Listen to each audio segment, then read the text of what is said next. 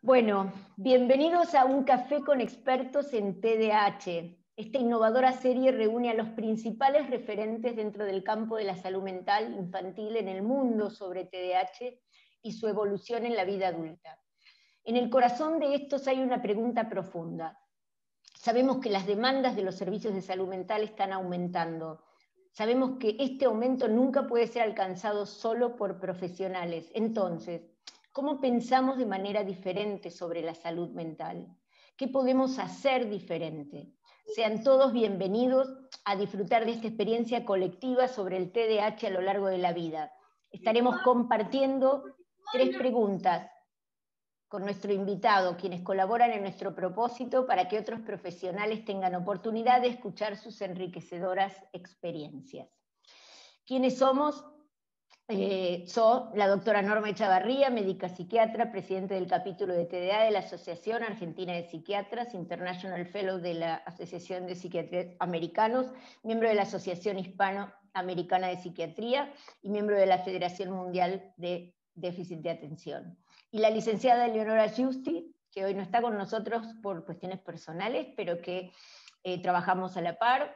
Es psicóloga clínica, terapeuta familiar, es vicepresidenta del capítulo de TDAH en la Asociación Argentina de Psiquiatras, profesora titular de la Universidad de Palermo, Buenos Aires, profesora de la Asociación Neuropsiquiátrica Argentina y miembro de la Asociación Argentina de Terapias Cognitivas, ¿sí?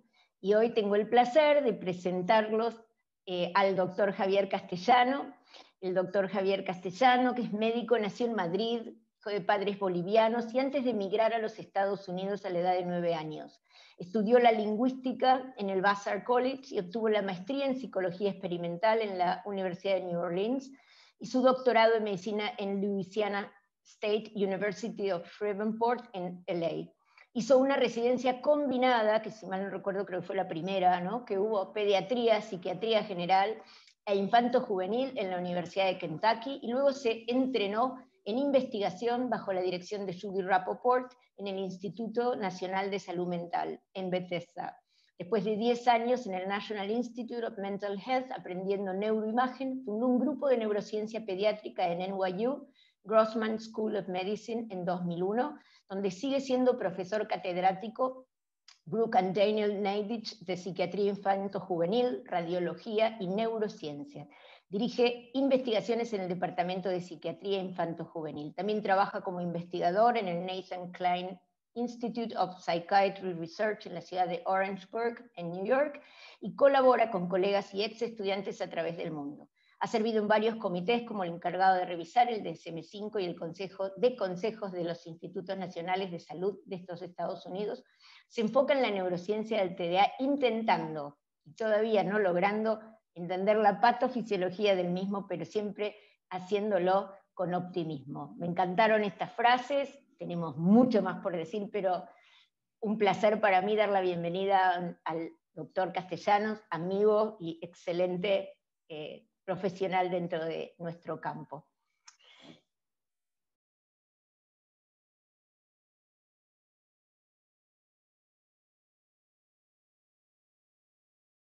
Bueno, y vamos con la primera pregunta.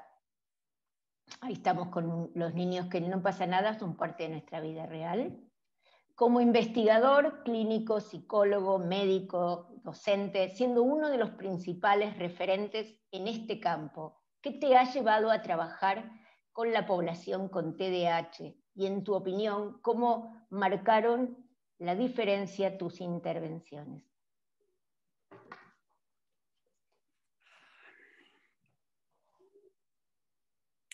Pues yo no intenté trabajar en TDAH, pero en el momento de presentarme al laboratorio de Judy Rappaport, me dio 3 opciones. Y una de ellas era un proyecto que tenía que ver con TDAH.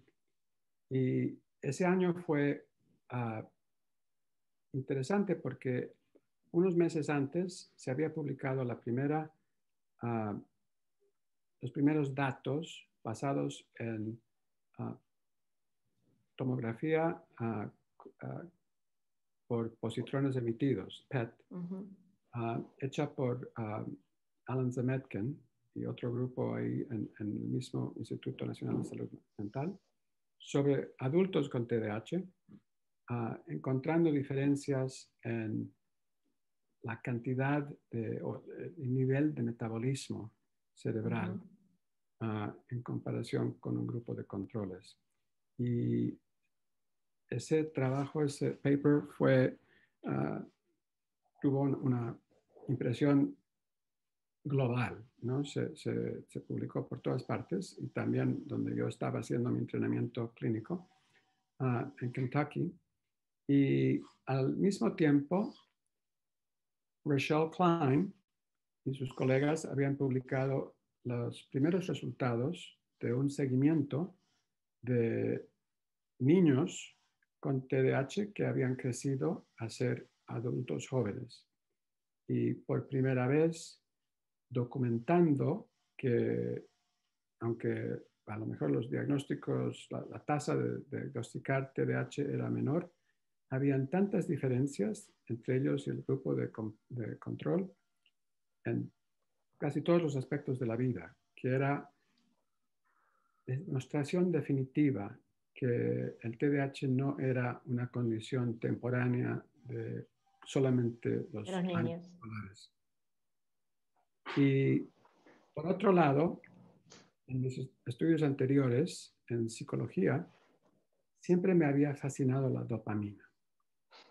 Y tenía esa molécula en mi mente y pensando que a lo mejor tendría algo que ver con TDAH y que esto de TDAH me parecía que iba a ser interesante por muchos años, decidí involucrarme en ese proyecto. Y así fue. Y poco a poco me metí en neuroimagen sin tener la primera intención. Fue más que nada que había oportunidad y no negué hacerlo. Pero no con tantas esperanzas porque pensaba que las diferencias serían tan sutiles. Y de hecho han sido muy sutiles, pero tuvimos un poco de suerte. También estamos en los primeros pasos y siempre los métodos son un poco más, digamos, liberales, ¿no? En los comienzos. Así que pudimos publicar trabajos con bastante éxito y poco a poco los métodos mejoraron y tuve la suerte de ser uno de los primeros en ese camino. Y esa es la manera que metí. ¿Qué me ha aportado a mí? Pues una de las cosas que yo nunca había pensado, pero después de meterme en este mundo, hacer mi primera revisión de la literatura, me di cuenta que estos rasgos que estamos describiendo también me pertenecían. Y yo había tenido éxito a todos mis niveles académicos, pero con variaciones, ¿no? Muy bien, a veces muy mal. Y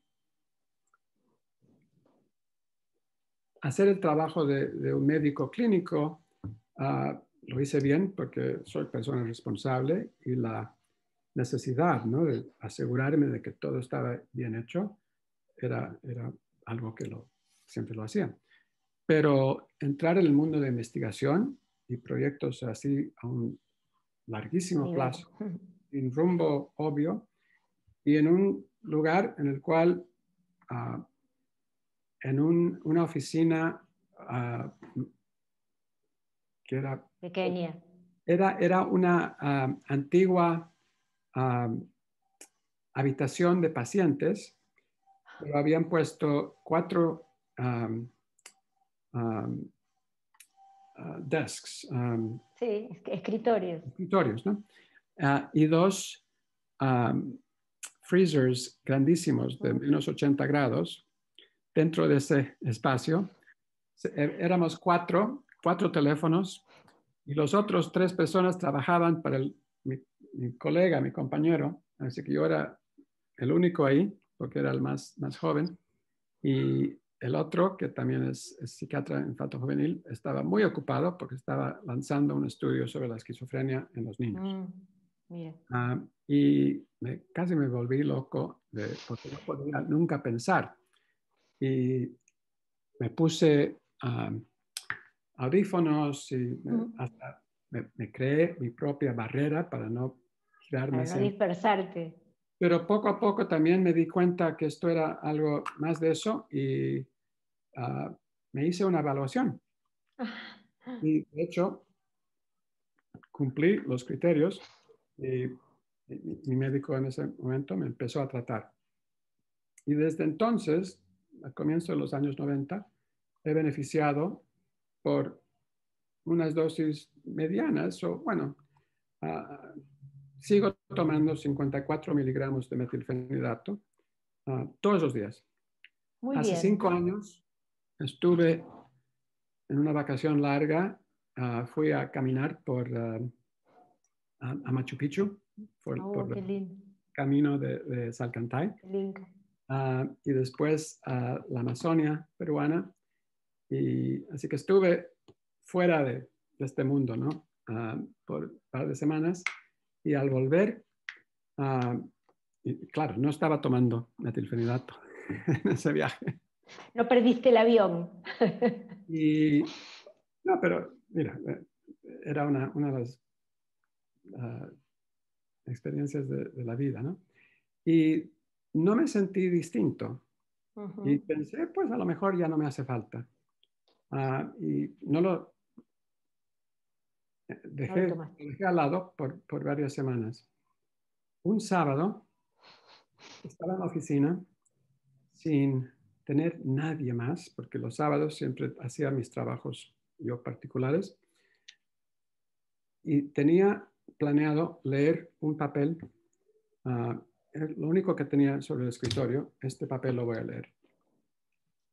No pude ni pensar, ni empezarlo. Y el próximo día reinicié mi metilfenidato.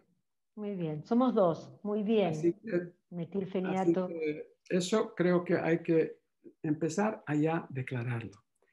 Porque me he dado cuenta que hablamos siempre del estigma de las cosas diagnósticas como TDAH y es una tontería. Por ejemplo, yo no tengo ninguna vergüenza en declarar que he tenido cáncer de próstata. ¿Qué más da? Está curado, me siento bien, etcétera, etcétera.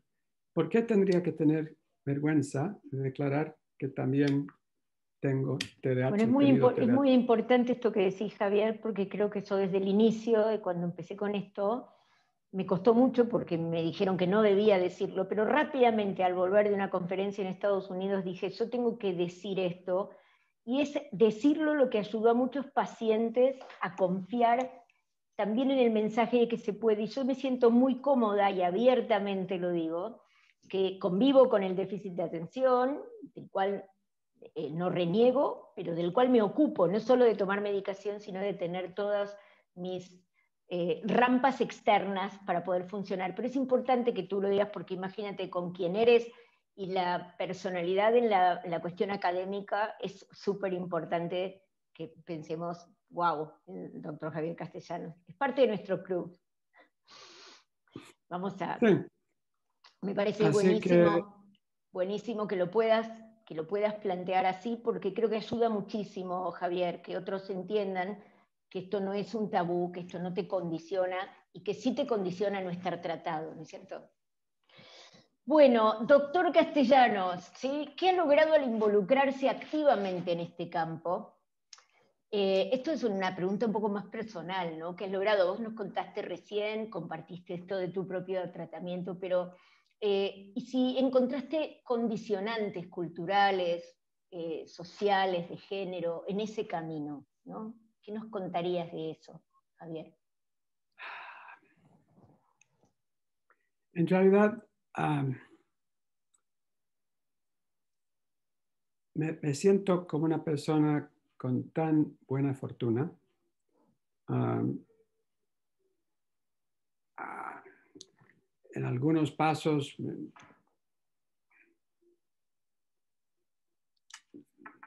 no sé, han habido algunas cositas, ¿no? De las cuales me hubiera podido quejar, pero la verdad es que me han venido tan ciertas cosas buenas, a veces merecidas, hasta a veces no. Y he decidido que hay que aceptarlas todas. O sea que lo bueno y lo no tan bueno. En la mayoría ha sido tan bueno. Yo, como dijiste, vengo de Bolivia, que está un poquito mejor que antes, pero siempre ha sido un país trágico. Hijo de una mamá que nos crió a 3 sola, sin cualquier ayuda de nadie, luchando toda su vida. Y sin embargo, todavía tengo un cargo de profesor en una universidad de buena calidad, haciendo trabajo que me encanta y me pagan tremendamente bien. No me puedo quejar. No te puedes quejar. Así que, más que nada, ha sido la oportunidad de meterme en cosas que me interesan y de tener la mente abierta, de darme cuenta que el progreso en la ciencia nunca viene tan rápido como nos gustaría, pero que es inevitable. Eso es, poco a poco, de alguna manera, hay que seguir luchando, hay que seguir en esta marcha, porque es la única manera de verdaderamente ampliar nuestro poder y poder ayudar a más. Qué bueno esto que planteas. ¿Y crees que tú tuviste en todos estos años de trabajo así como frenos, inconvenientes por el tipo de trabajo, o en la universidad o en la parte de investigación? ¿Tuviste algún tipo de obstáculo investigando este tipo de temas, sobre todo niños? Les voy a contar el único freno verdadero. Yo trabajé en Bethesda, que es como el cielo, ¿no? Investigadores, no hay mejor. Por 10 años. Y tenía posición de vida. No, por accidente me la dieron. No era intencional. Qué humilde. Te lo juro. Qué humilde, Doc, qué humilde. Fuimos Jake Eade y yo fuimos los primeros en un programa y los últimos de tener contratos sin término. Todos los demás han tenido contratos de 5 años renovables, pero cada 5 años. Pero como fuimos los primeros, no se habían acordado de eso, así que me hubiera podido quedar por toda la vida en un lugar en el cual se puede hacer la investigación sin nunca tienes que pedir grants, te dan el presupuesto y el paraíso Disney del investigador. Así es. Y Judy Rappaport, que se jubiló hace unos años, es tan inteligente, tan buena, durísima, verdaderamente fuerte, pero nos llevamos muy bien casi siempre. Hasta que yo me metí en la mente que encontré unos datos del funcionamiento del cerebro en la rata, en neuronas específicas en los ganglios basales de la rata en el año 1999. Y fueron datos presentados por otra Judy Walters, que nadie la conoce porque ha trabajado toda su vida en ese mismo grupo de laboratorios, en el Instituto de Neurología. Pero ella fue la primera persona a poder encontrar las neuronas dopaminérgicas en un animal y conocerlo por sus firmas electrofisiológicas. Nadie lo sabe porque ella es tan humilde, solamente Qué bueno que la menciones, eso habla muy bien de ti. Qué bueno que menciones los otros colegas, todos los cuales se hicieron famosos. Pues entonces te reencontraste con la dopamina que te habías enamorado a través de estos hallazgos de Judy Walters. Ha demostrado que en esa rata despierta pero paralizada, que casi nunca se puede estudiar. Y ya no se puede estudiar más. Sí, cambiaron los... En esas épocas los cuidaba muy bien que no estarían sufriendo, pero ya no se puede hacer. Así que fue una ventanita abierta por solo un minuto, digamos, pero eso le dejó ver que en una rata así despierta pero no haciendo nada, hay unas fluctuaciones Default Mode Network. que a lo mejor tendrá que ver con eso. Esto fue antes de que Antes de todo lo que era. era el nombre, ¿no? Ni siquiera. Este fue en el 99, el Default Mode Network no se llamó hasta el 2001.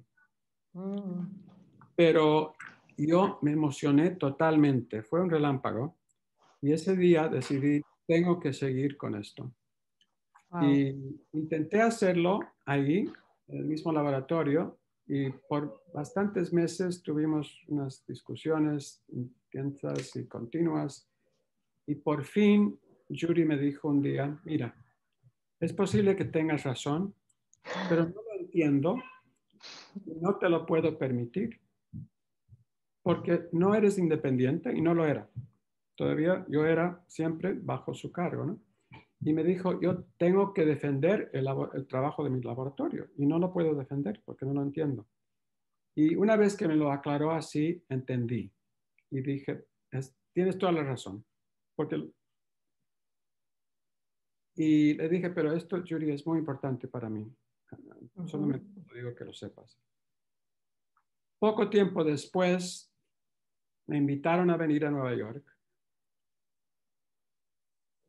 porque querían a alguien que hiciera trabajo de neuroimagen. La verdad es que yo fue la segunda opción, pero la primera se fue a otro lugar. Es mejor que yo, te lo digo. Pero le perdieron a él y todavía tenían las ganas de tener a alguien. Y por ser su segunda opción, me dieron un paquete bastante bueno. Y lo pensé por mucho tiempo porque tuve que dejar la seguridad de eso. Pero por otro lado me dijeron, haz lo que quieras. Y no te vamos a poner y la libertad no se cuestiona, ¿no es cierto? Y con eso vine en el 2001, me trasladé en el 2002, pero estuve ya trabajando, empezando cosas, y tardamos años en arrancar, nada sucedía, pero me habían dicho un colega que trasladarte cuesta 5 años. Y Wow.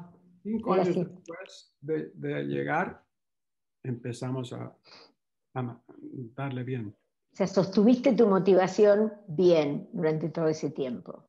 Es que tenía verdaderamente me vino esta pasión, que esto tendría que tener algo que ver con el funcionamiento del cerebro, porque es una cosa tan fuerte. Todavía es asombrante, ese es el descubrimiento de este siglo, el hecho de que nuestros cerebros fluctúan tanto, de manera espontánea, que una gran cantidad de nuestra energía cerebral, que es el tejido más costoso de nuestros cuerpos, se involucra en estos procesos tan lentos, tan complejos, tan ricos. No lo entendemos todavía.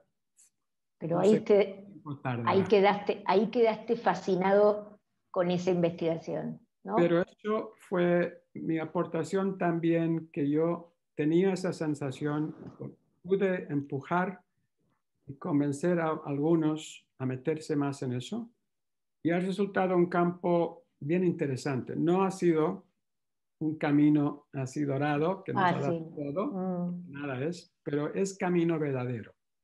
Y ahora se ha convertido en un tipo de neuroimagen que funciona con sus debilidades y sus fortalezas. Muy interesante todo tu trabajo. Me acuerdo con Margulis cuando contabas la historia del precunio y que después de tanto había analizado tantas imágenes. Muy interesante toda tu historia, Javier. Bueno, ¿qué te parece si vamos a la otra pregunta? Que es, ahí te veo, ¿no? Con tus hijos y todo, pero ¿en qué camino, en qué paso de tu camino, a través de ese camino, el TDAH, ¿no? De tu vida, digamos, te encuentras hoy? ¿Y cómo imaginás el campo del TDAH en el futuro? ¿Qué pensás que va a suceder? ¿Dónde estás y qué pensás para el déficit de atención? Pues dos cosas. A ver, una es que estoy involucrado en un estudio pequeñito que me está dando mucha alegría. es un estudio en el cual tenemos neuroimagen antes y después de proporcionar un tratamiento a niños que mayormente tienen TDAH, aunque el diagnóstico oficial no es requisito. Lo que se requieren es que están comprobados de tener dificultades en organización, en organizarse su tiempo, sus materiales. Una disfunción ejecutiva, ¿no? Las funciones ejecutivas específicas requeridas para ser estudiante de primaria. Bien. Se llama Organizational Skills Training y es un programa que fue diseñado por Howard Abacoff y Richard Gallagher, que son colegas. Howard se jubiló hace unos años, pero sigue trabajando con nosotros por teléfono, por lo que sea. Cada semana o 2 semanas que tenemos reuniones, siempre está con nosotros. Y hace 20 años empezó a enfocarse en estas dificultades específicas de cómo te traes las tareas a casa, cómo llevas el trabajo vuelto a la escuela, cómo empacas, todas esas cosas muy concretas. Y ha resultado, por varios estudios que se ha comprobado, que este programa no solamente mejora, porque muchos mejoran, pero el mejoramiento permanece por lo menos 1 año más tarde. Que no, nada más tiene ese tipo de efecto, ¿no? Duradero. Así que por ese eso... tratamiento que es interesante, ¿ese tratamiento es un tratamiento integrativo, solo farmacológico, es de habilidades? Puede ser con o sin fármacos, porque los fármacos no son suficientes. Y para algunos les ayuda y ya no es perjudicante, pero si tienen un nivel que muestra que el factor T es más allá, superior a los 60, entonces ese es el requisito para entrar en el estudio. Y tienen una escala que se llama Children's Organizational Skills Scale, que usamos para medir estas dificultades. Los padres, los niños y los profesores nos dan sus opiniones de eso. Y les proporcionamos este tratamiento que son de 20 sesiones, 2 por semana, debido a muchos factores, incluyo la dificultad de los medios de transporte en Nueva York. Empezamos a hacerlo una vez por semana en la clínica y una vez por internet, desde hace años. Pero con el COVID nos cambiamos a hacerlo todo por internet. Y sigue funcionando bien. Sigue funcionando bien. Pero son 2 por semana, porque cuando se intenta hacerlo 1 por semana no funciona. Y hay que practicar estas cosas. Y hay que verdaderamente diseñarlas a medida para la vida del niño. Cada uno. Con los padres aprendiendo los principios. Todo esto está escrito, es publicado, está manualizado. Pero entonces se ajusta para cada niño. Particulares de cada niño. Y ha sido la experiencia más grata de mi vida de investigador, de trabajar con estos niños.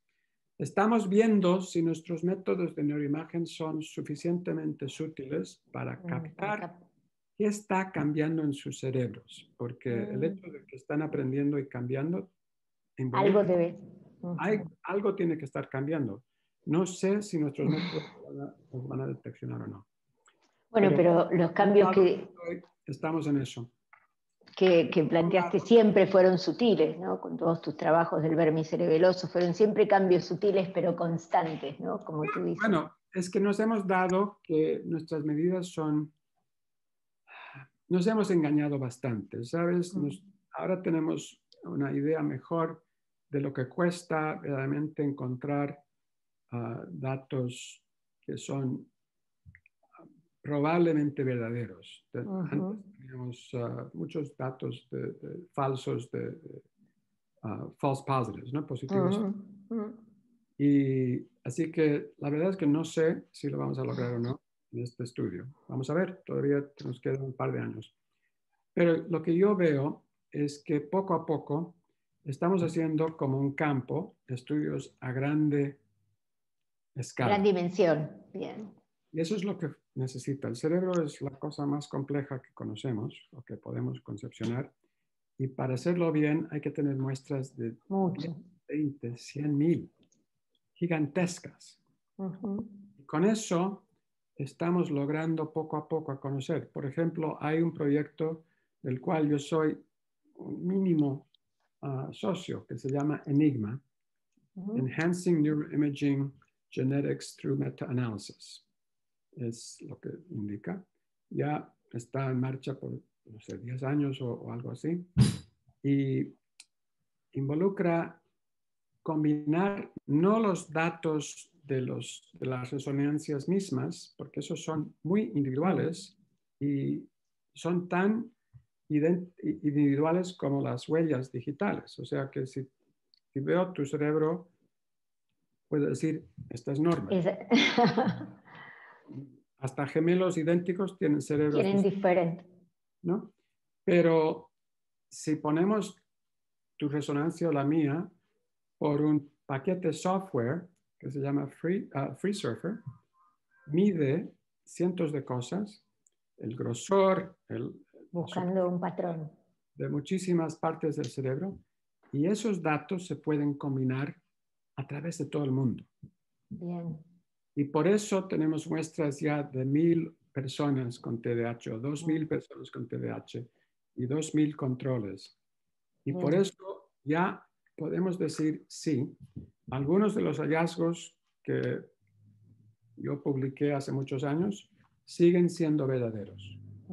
El caudado, el putamen, el nucleus accumbens son disminuidos. El cerebro en total es disminuido. Ligeramente en todos estos casos. Las diferencias son entre 1/10 y 2/10 de una desviación estándar, que son efectos muy sutil, pequeño. Por eso hacen falta muestras grandísimas. También la amígdala y el hipocampo están disminuidos. Y esos no eran parte de la discusión. De los hallazgos anteriores. Esos tienen que ver con funcionamiento emocional, más que nada. Y así que lo que yo creo que a dónde vamos es que al conocer mejor el TDAH lo vamos a descomponer. Porque en vez de tener un TDAH vamos a tener realmente distintas familias, ¿no? de dificultades, las cuales son particulares a la combinación de factores genéticos que siguen siendo la parte mayor de factores causales, digamos. Sin embargo, el ambiente, especialmente el ambiente inicial, antes de los primeros años de vida, el sueño, todos estos factores, ¿no? Tienen que ver con cómo desarrollan. ¿Cuál es el impacto? Bueno, teniendo en cuenta todo esto del neurodesarrollo, también nos da un diagnóstico más temprano, una detección temprana, la capacidad de generar cambios que van a impactar a su vez en ese desarrollo, ¿no? Lo importante es eso. Sabemos bien, ¿sabes? Lo difícil es que en este mundo los que tienen muchos recursos tienen la habilidad de enfocarse en que los niños tengan un horario regular, que duerman bien, que coman bien, que las familias que no los tienen, por desesperación, les dejan que tomen su iPad o la televisión, una pantalla, que eso sea la niñera.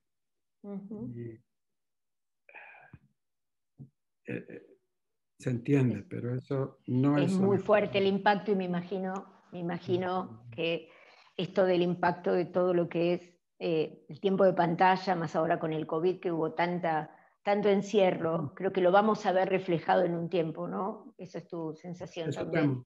Eso temo.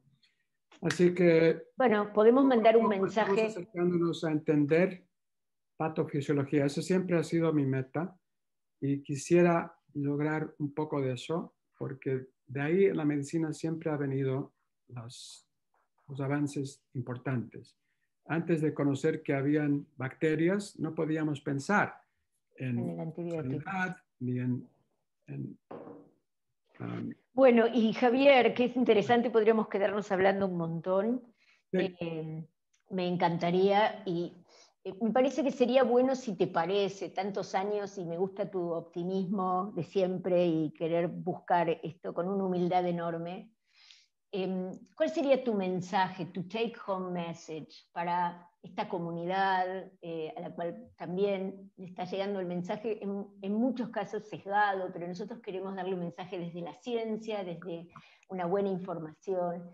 Pero ¿cuál sería tu mensaje acerca de esto, ¿no? Del déficit de atención? Bueno, la verdad es que el TDAH nos puede llevar a dificultades terribles, pero también es una cosa que se puede superar, absolutamente. Y eso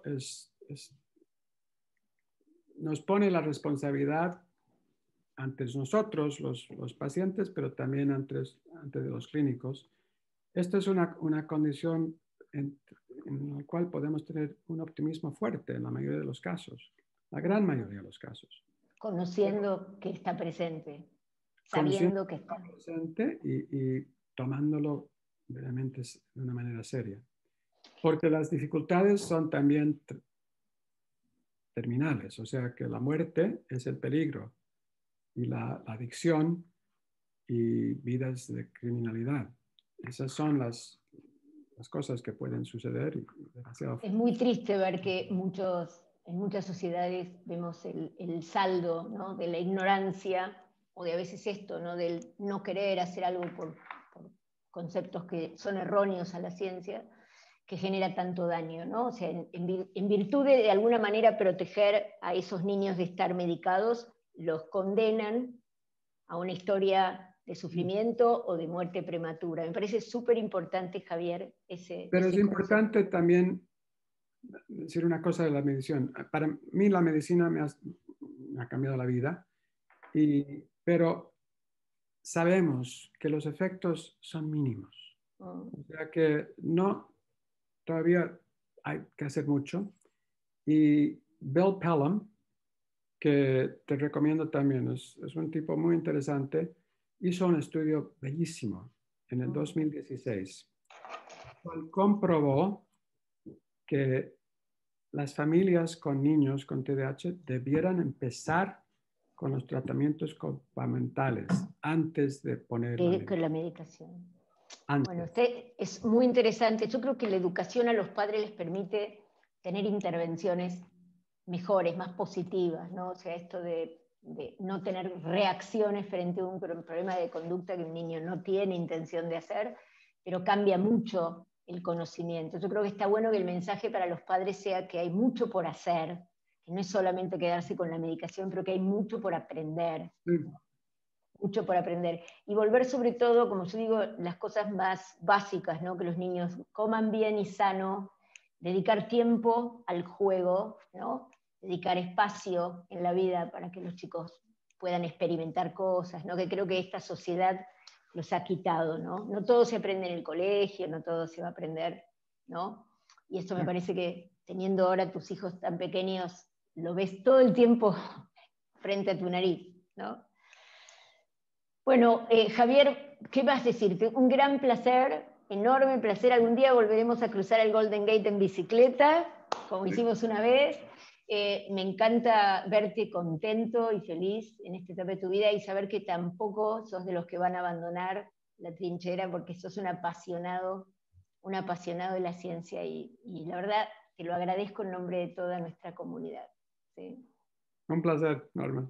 Bueno, un gran placer, ¿sí? Hasta Un pronto. placer y nos vemos, ¿eh? Sí, Gracias por chao. todo.